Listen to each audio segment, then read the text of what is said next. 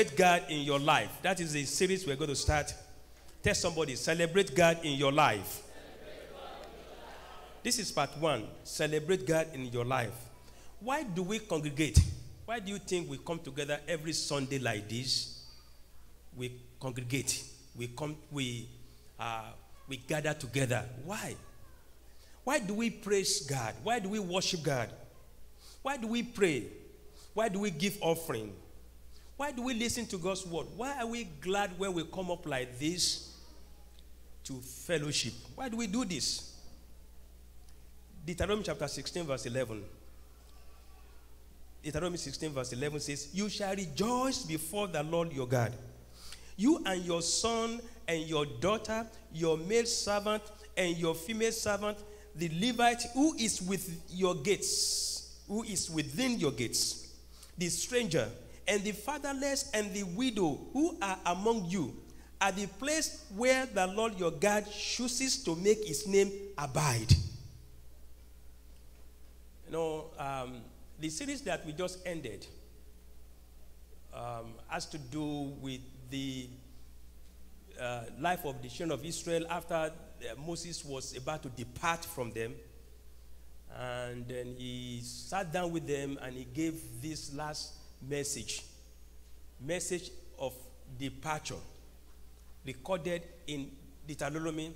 And in all the chapters where Moses spoke, everything explained to the children of Israel, the commandments, the 10 commandments. It's like 10 commandments explained. It's like 10 commandments analyzed, the book of Deuteronomy. And Moses carefully gave them instruction, things that they will do that will enable them enjoy the provisions of God in the new place they will find themselves. I told us in that series that we just ended that these were new generations. Their parents died in the wilderness. This was the one born in the wilderness. This was the one that experienced desert situation. This was the one that walked through the desert. Some of them were given back there. They were named there, and they saw their parents dying. And of course, only 2 made it among those people that Moses took from the land, Joshua and Caleb. So for this new generation, Moses was telling them, look, a great change is coming to happen to you right now. You are going to cross to a new land. This land will flow with milk and honey. You're going to have new properties. You're going to be property owners. Everything will be paid for by God. You're going to have income, great thing. But remember to enjoy this. These are the things you must do. So Moses began to talk. So when he got to the middle, just like in the middle of the book of Deuteronomy, like chapter 16, then it dropped this bombshell. It told them, you must rejoice. You must celebrate God. You must be happy. For these opportunities God is giving you, for this new land you are going into, all the time you must rejoice. And he said, you shall rejoice before the Lord your God. You and your son and your daughter, your male servant and your female servant, the Levite who is within your gates, everyone in your house, the stranger and the fatherless and the widow who are among you, at the place where the Lord your God chooses to make his name known. Everyone in your family, everyone around you must rejoice. Tell somebody, rejoice in the Lord.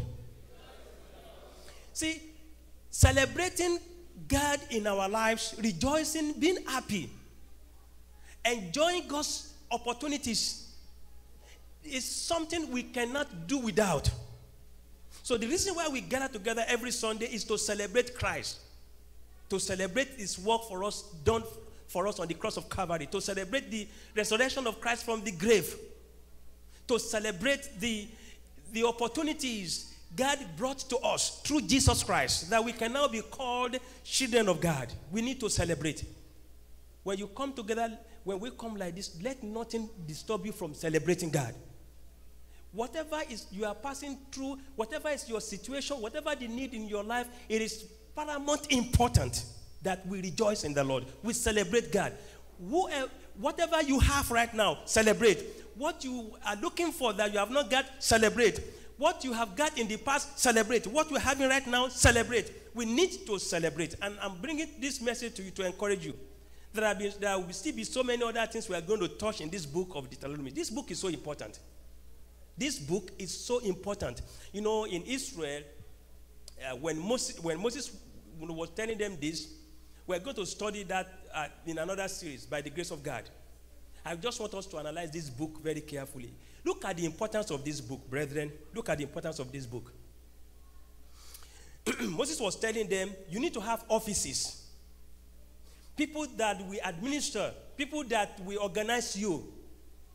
You need to have office of judges. You need to have office of priest. You need to have office of king. You need to have office of prophets. Moses was telling them this. When Moses got to the point, are you paying attention to me now? And see the reason why I'm dwelling so much in this book of Deuteronomy. If you want to enjoy the little time you have in this world, if you want to enjoy your Christianity, the fellowship, the relationship we have with God, we need to understand how God operates. We need to understand what God loves. We need to give to God what He wants. We cannot dictate to God. We have to do what He wants us to do. That is why we have ideal will of God. That is perfect will of God. We have permissive will of God. So the most important thing which we should all desire to have is the ideal will of God. The perfect will of God. That what God wants you to do. Not what you just want to do. Not what you think is appropriate for you to do.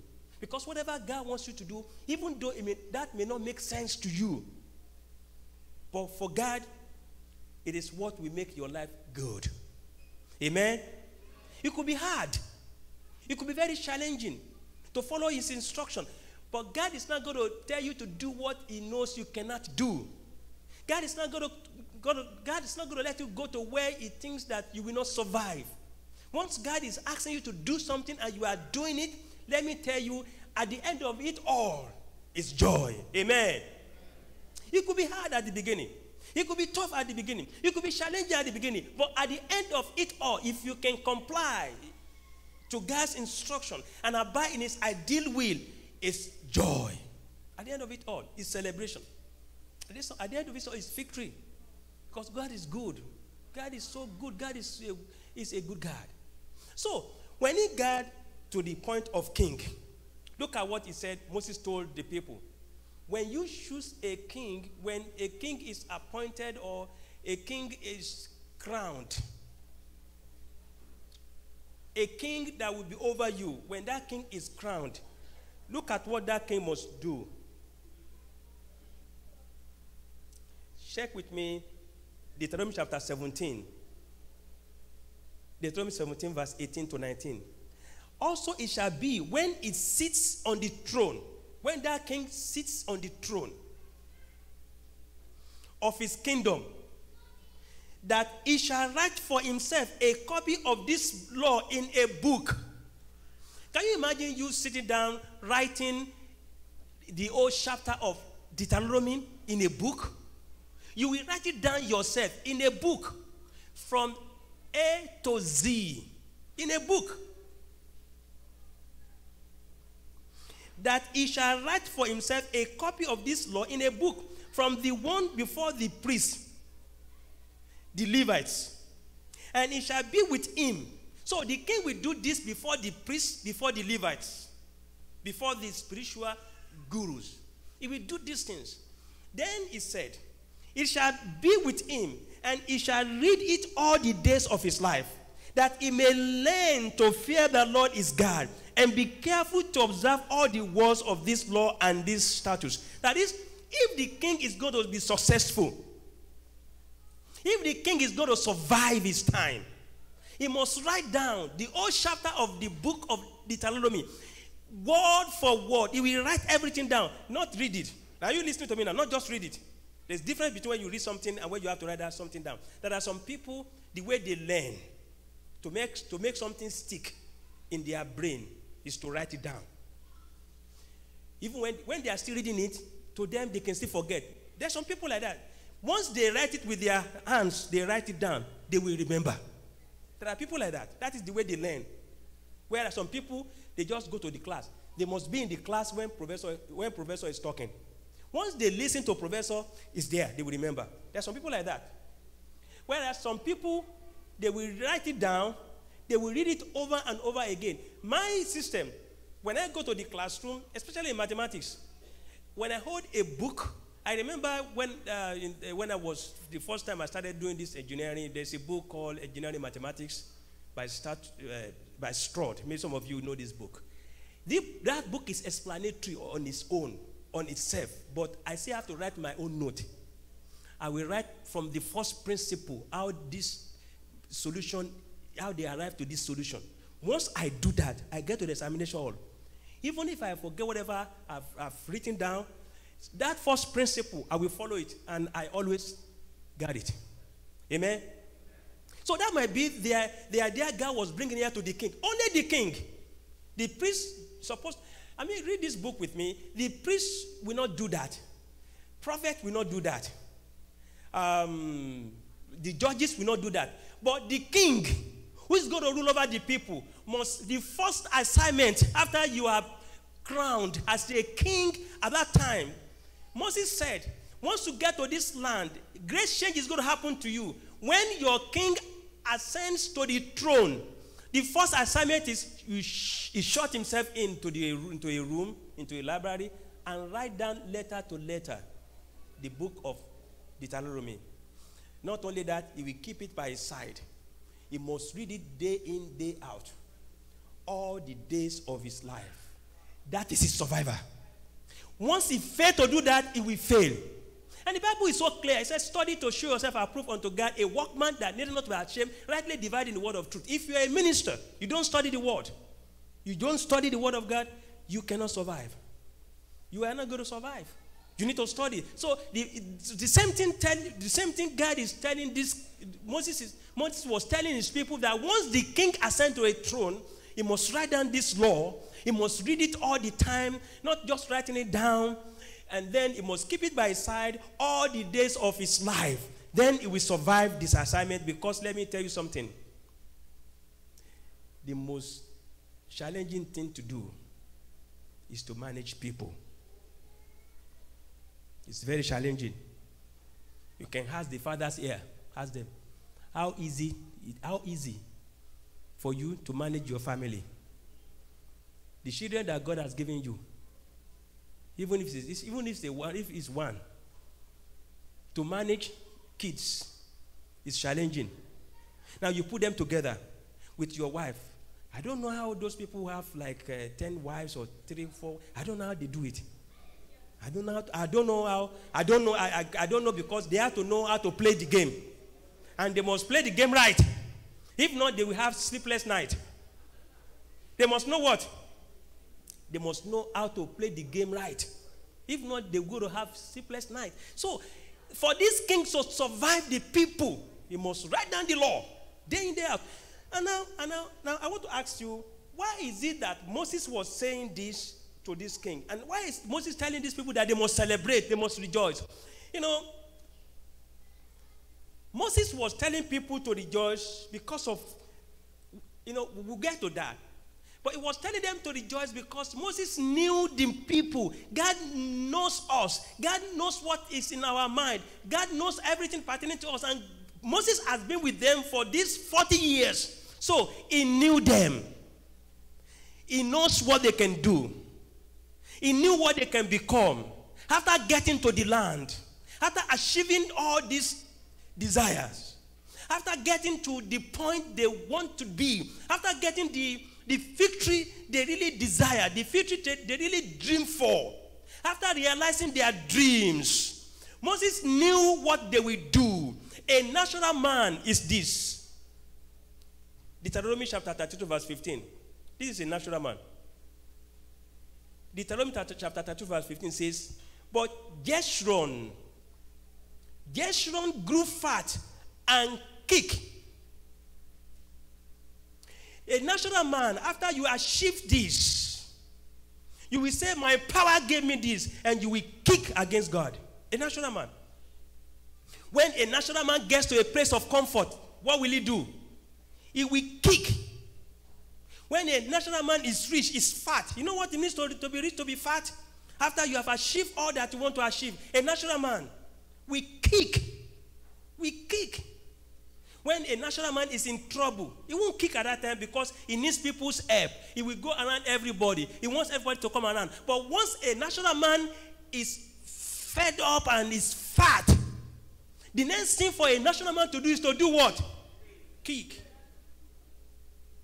And Moses was telling these people, you're going to get to a land of opportunities. You're going to cross to this other side of Jordan. You're going to have the dreams you will never imagine. You're going to be in a situation you will never envisage you can be. Because God is able to do exceedingly abundantly above your desire right now. Because there's a power that works in you right now. When you get to that land, you will eat, you will be fat, you will kick.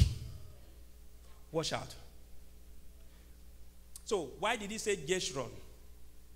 Jeshurun, the meaning of Jeshurun is Israelite at its best. Not just Israelite.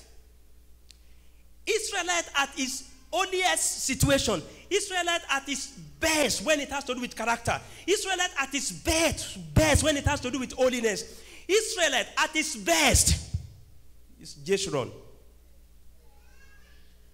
But Jeshurun grew fat and kicked. Use password there because they're going to do that. You know, he's saying that Israelites, I know you very well. You remember all that God has given you in this wilderness. What did you do? You are asking for water when you are having a bitter water and God gave you good water. What did you do? You were hungry, God gave you manna. What did you do? You kick God. And you can say, oh, Pastor, I'm not going to do that. Yes. Look at your life now. Financially, are you kicking against God? With the gift God has given you, are you kicking against God? With the children God has given you, are you kicking against God? Are you saying, yes, I achieved it by my strength? With the degree or the certificate diploma that you have, are you kicking against God? What are you doing with those things? Deuteronomy chapter 32 verse 15. But Jeshurun grew fat and kicked. You grew fat.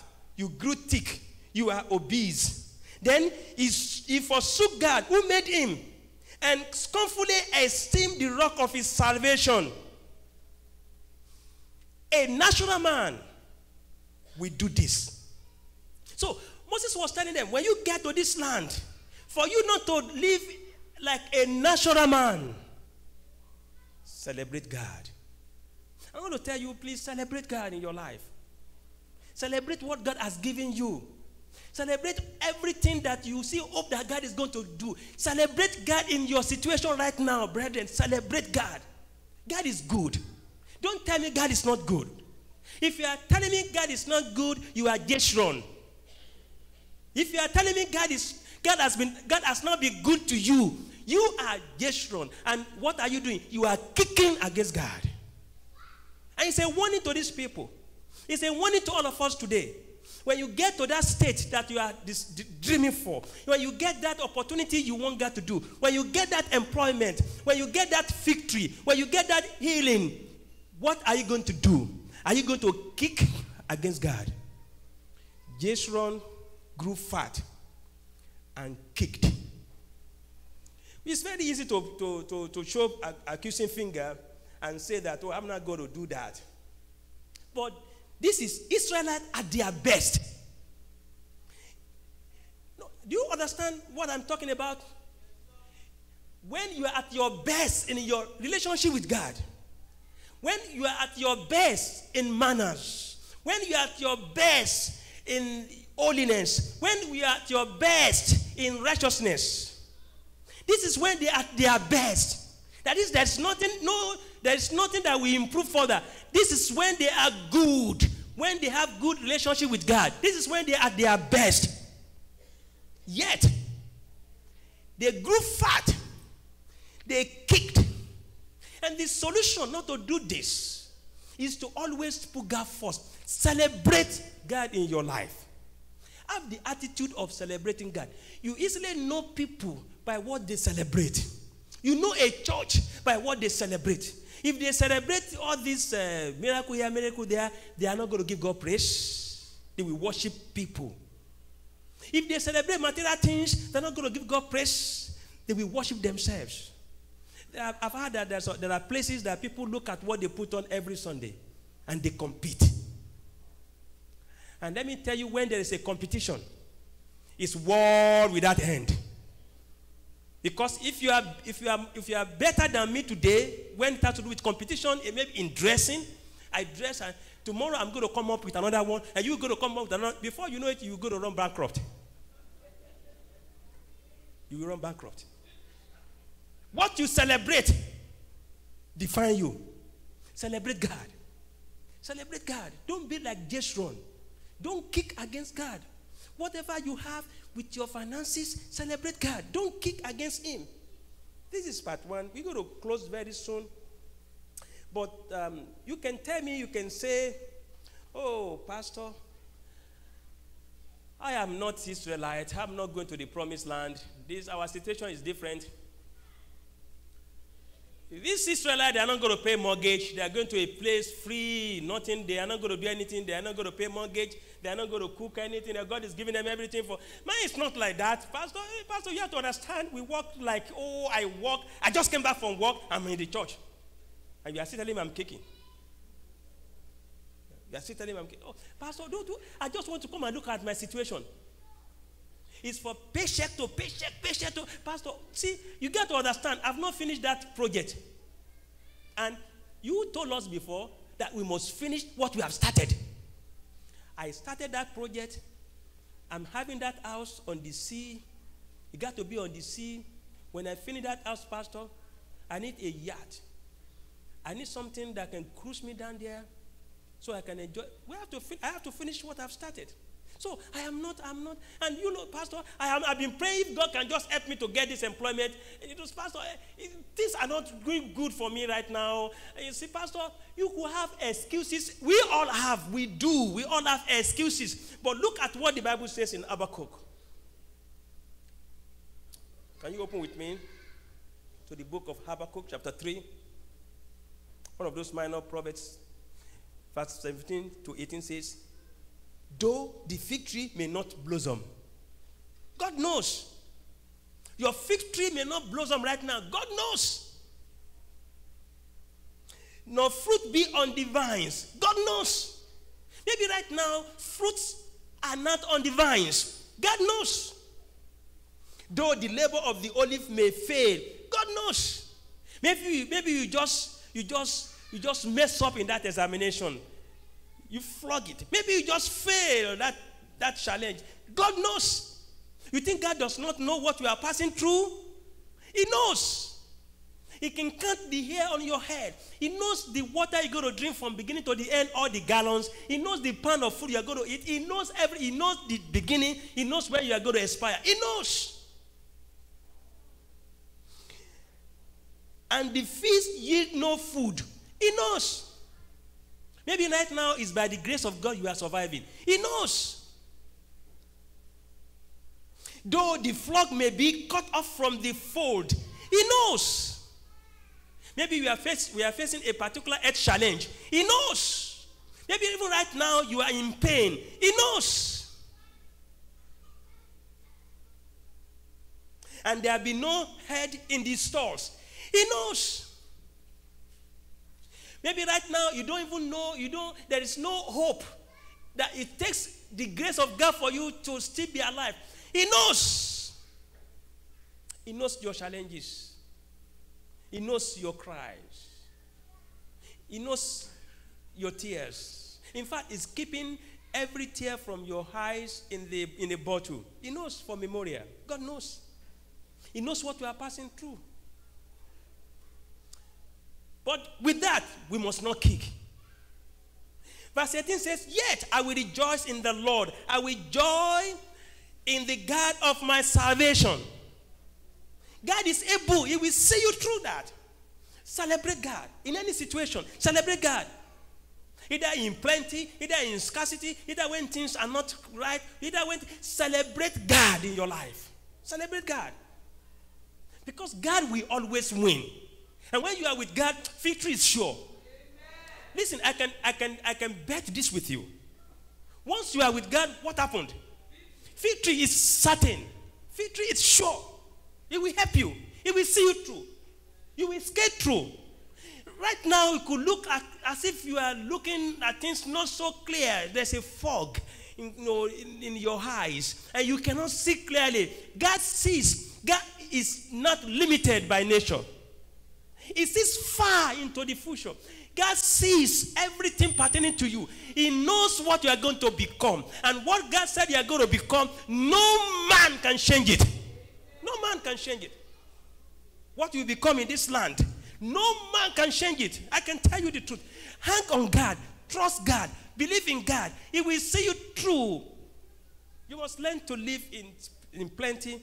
You must learn to live in scarcity. Because all things work together for good for those that love God and those that are called according to his purpose. But listen to me very carefully. Like Moses told the people. I'm going to tell you, maybe when we have the time, we will see all that Moses said they should celebrate. See, Moses was laying emphasis on what he had told them before. Are you right here with me today, brethren? Moses was laying emphasis on what he had told them before. Moses had told them about things that they must celebrate, but now he was going finally, and he's bringing this thing to their remembrance. He said, look at, if you check chapter 16 of Deuteronomy from verse 1 to 8, I'm not going to read that right now. He said, celebrate Passover. About 6 celebrations he told them. Celebrate Passover. If you look at from verse 9 to 12 of that same chapter 16, he said, celebrate the Feast of Weeks. You go to verse 13 to 15, he says, celebrate the Feast of Tabernacles. You go to verse 11, he says, rejoice before the Lord your God. You go to verse 14, he said, be joyful at your feast. That is, when you are at your feast, you must what? Be joyful. So, brethren, when you come before the Lord, you are giving testimony, you are giving thanks or anything, please do what? Tell somebody, be joyful. Forget all about you and celebrate God. Forget everything. When you are walking to the church, one day I was coming from the stairs. One of our elderly mothers, one of them was coming in, and then she got to the front there. Before she pulled the door, she didn't know I was looking, because she already moved fast past me, and I was just behind. She did like this. And then she walked in through the door. Because she believes she's going to a place, a special place. This is not like my house. This is where we have decided to do what? To meet with the Lord. And this is what Moses was telling them. You must celebrate God in a place he will tell you. In a place he will choose for you. In the tabernacle. You must, when you walk into that place, you must celebrate him. You must rejoice. When you walk into the church, forget about what you pass through during the week. Forget about what you are going to meet this week. Release yourself and celebrate God. Celebrate him. Rejoice. He was giving them this instruction just to remind them. Verse 15 of that same chapter 16 says, your joy will be complete. That is, make it complete. Make your joy full. Celebrate. You see, let even your children, let them see God's joy on your face. When you are in the house of God, forget about somebody has done this to me, somebody has come in and release yourself. Appreciate God and celebrate him in your life. If not for God, what do you think we'll be saying, all of us here? I can tell you, these little days I've spent in this world, I can tell you what I have passed through in my life. And these few years I have stayed in this country, I can tell you what I have passed through in this land. Even though it's a land they said is flowing with milk and honey. It's the promised land of the world today now. I must get to promised land. People are saying it all over the world. I must do what? I must get to the... Somebody was talking to a friend of mine who lives in Canada. Somebody was telling him. He told him, he said, listen, I'm telling you today, if it's going to take somebody to put me in the luggage, I must get to North America. He was telling him, he said, that is my determination. It's like when people say in the past day, in those days, and say, see Paris and die. Right now, you don't see that. You see Paris, you want to leave. You see America, you want to do what? No, it's not like the ultimate. But I will tell you something very carefully. Even when that is our dream, even that is what people are dreaming for. Do you know that when some people get into that same place, some people are dreaming for all over the world, they get fat and kick. Amen? They get fat and kick. Maybe you're going to mark that in your Bible and watch out. When everything changes. Big change is coming to your life. A big change is doing what? Coming to your life. You're going to break through in the mighty name of Jesus. You're going to reach that goal in the mighty name of Jesus. You're going to reach that opportunity in the mighty name of Jesus. And listen. When you are fed and you are fat, don't kick. There are people. We have them all over. Some are in our families. When they get little changes like this, they kick. They shut the door. They close what? You call them, their phone is going to be busy. They're talking to you. They don't like the way you are talking. They say, hello, hello, hello, hello. They cut it off. Then when you call them back, oh, maybe it's network. It's not network. We all know the system. When somebody say, hello, hello, hello, and then cut off, cannot call you back. It's like, there are people like that. You know what I'm talking about. When they are fed and they are fat, they kick. They kick anybody they see. They kick all their friends they know before. They are no longer their friends. Somebody will say, oh, somebody was talking one day, say, see, my father told me that as soon as I get that thing, no, don't move with people that are below you. Don't move with people that who are people that are below you? Who are people that are above you? How do you know they are below you? How do you know they are above you? It is the end result that matters. Amen? Jeshurun was fed and he was fat and kick. So, don't kick. Jeshurun kicked. But Moses was warning them that, listen, this one is not like that. You are going to another special place. It's going to be better than experience you have had in the wilderness. Yes, God has been good to you in the wilderness. He fed you. He protected you. He kept you all this time from all the wild animals. How many Israelites were destroyed or killed by lions while they were walking in the desert? God protected them. When God is protecting you, no harm can come close to you. I can tell you that. When God is with you, let them go and do all this, their voodoo, go and do everything. Let them put everything together. Once God is with you, they will fail. What you have to first guarantee is God with me here. Once God is with you there, they will fail. Either they put concussion everywhere, they fly in the wilderness, they do everything in your sleep, give you food, you eat the food, you clean your mouth, you wake up in the morning, you drink coffee. And they say, I thought he would be dead. This man is still alive. What's going on? Tell that person what is going on is God. Celebrate God in your life. He will see you through your journey. I can bet it. Whatever you want God to do, He will do. He can supply to every need of our lives. He can reach out to us beyond what we can imagine. What you don't have right now, even what you are not thinking you need, God knows you need, and God is making preparation to give it to you. Hallelujah. Don't be Jeshurun, please. Don't be Jeshurun. If God should bless you, celebrate God. Anything God has given you, use that thing to celebrate God. Don't use what God has given you as ammunition against God and you kick against God. Rejoice. Enjoy what God is giving you. Celebrate Him in all moments. We will read these few verses and we're going to pray. Look at what the psalmist said in Psalm 43 verse 4. He says, then I will go to the altar of God, to God my exceeding joy. God is my exceeding joy. Tell somebody, God is my exceeding joy. Don't be sad. Don't be sad.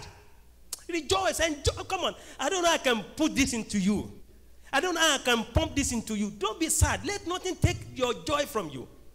Because you determine that. Let nothing take your, let no need. No need is bigger than God. No mountain God cannot climb. Let nothing take God's joy from you. Rejoice. Psalmist said, then I will go to the altar of God, to God my exceeding joy, and on the harp I will praise you, O God my God. That is why we praise God. That is why we sing. That is why we have the order. The life of the Israelite is filled with, celebration of this, celebration of that, celebration. Can you imagine a celebration going a whole week? Celebration going up and down. People will be bringing their ram, they will be bringing their first fruit, they will be rejoicing, they will be dancing, can you imagine? God is filled with issues of celebration. And God desires when we celebrate Him. God loves when we celebrate Him. God loves when we dance before Him. When the Ark of Covenant was taken and then we brought back, and then the Uzzah touched the Ark, Uzzah died, and they put in the house of Obed-Edom, and then eventually Obed-Edom was blessed, and David was trying to move the Ark back to the place, to Jerusalem, and David was dancing and rejoicing and celebrating before God, and Micah, despised him. You know what happened to her? Because God loves celebration. David knew that is what God loves, and he was doing it as he knows how to do it. He released himself. And the wife, the queen, said, look at you. You shamefully exposed yourself before the people you rule at. Then David told her, God shows me, even when your father was still alive. Who are you? Keep quiet there. Who are you? Meshanu. Panuemo. Who are you?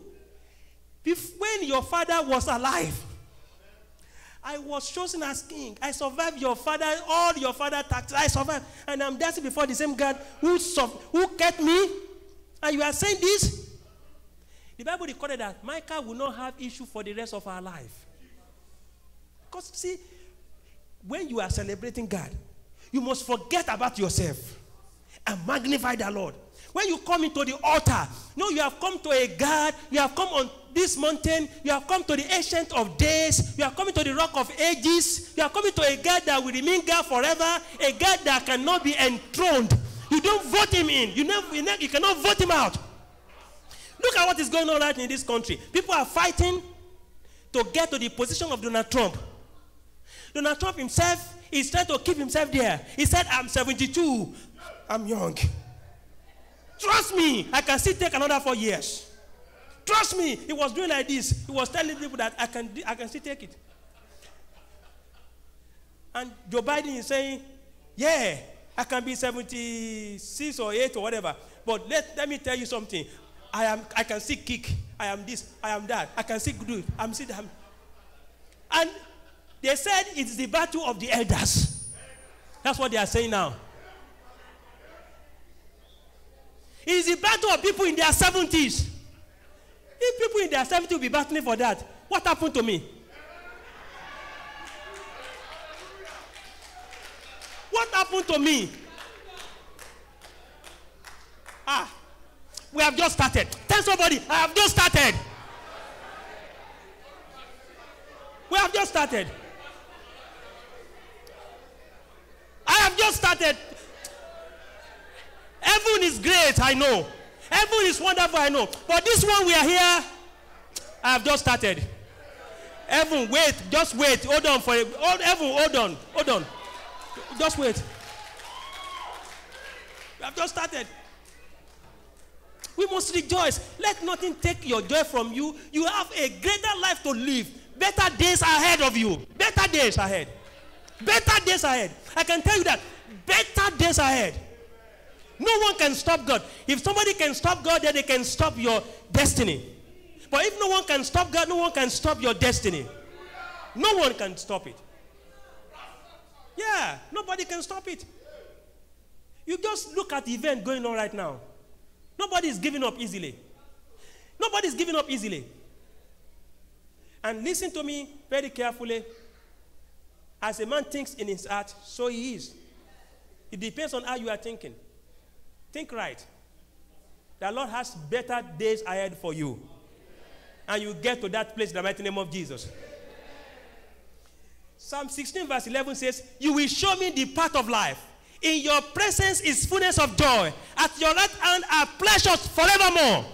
In the presence of God, when we come to the presence of God, there is fullness of joy.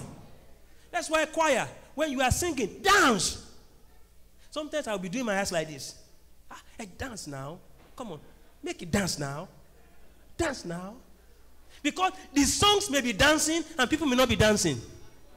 You are singing a song, the song is dancing, and you are not doing what? Praise the Lord. Look at Psalm 21 verse 6. Say, for you have made him most blessed forever. You have made him extremely glad with your presence. When we are in the presence of God, God always put the atmosphere to be atmosphere of gladness. Atmosphere of pleasure. Atmosphere of blessings. And God wants to release blessings. God wants to release what? Blessings. You want to give somebody blessing. You are giving people, and he comes to you, he's doing like this. You will first hold your hand like this. Say, excuse me, you don't want it? Will you give somebody by force something? Something that you work for, you know the value, and you are giving somebody who's doing like this. You will be afraid because that person may take it and dump it. But somebody is coming, is rejoicing, and say, can I get one more? What will we do? Can I get another one more? So it depends on how the person is carrying himself or herself. If he's carrying himself and you see this person, the person realize and appreciate the value. You want to go further than you want to go. Because of the attitude. Let us always rejoice before God. Let us celebrate what we have. Let us celebrate what we are going to have. Let us celebrate what we have got in the past. Let us celebrate every moment. Every moment is a gift from God. There are people of our age that are not here now, not because they are not good, but just because it is time for them, they have gone. But we are here by God's grace and this privilege. And we must celebrate him. Jeshurun finished eating. Jeshurun was fat, and Jeshurun kicked. Remember, after God will have done this for you, do not kick against God. Celebrate him. Praise him. Give him praise. Give him testimony. Father, we thank you. We bless you today because we are good. Thank you for the opportunity and the privilege to know you. We thank you for this wonderful moment. As we go this week, we are going to a new month, a brand new month of May. May everything be new in the mighty name of Jesus. Help us, Lord, to celebrate every moment. Help us, Lord, to rejoice before you. You are the rock of our salvation. Help us, Father, Lord, to appreciate you. To appreciate what you have given us. To appreciate what you are going to do. To appreciate the life that we have. Blessed be your name, O God, forever. In Jesus' mighty name we have prayed. Amen.